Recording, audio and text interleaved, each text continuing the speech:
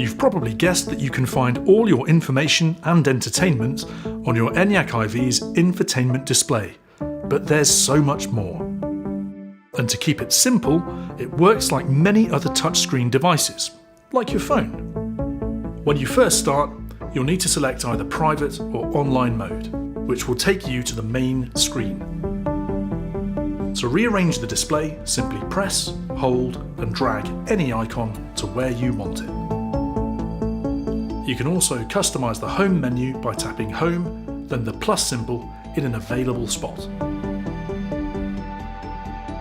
Simply scroll through the widgets, choose the one you want and tap to add it.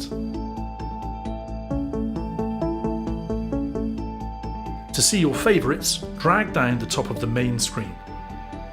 You can personalise these by dragging and dropping any icon over the one you want to replace. And to change the favourites you use the most, press and hold the Favourites button and drag a replacement widget to the bottom of the screen.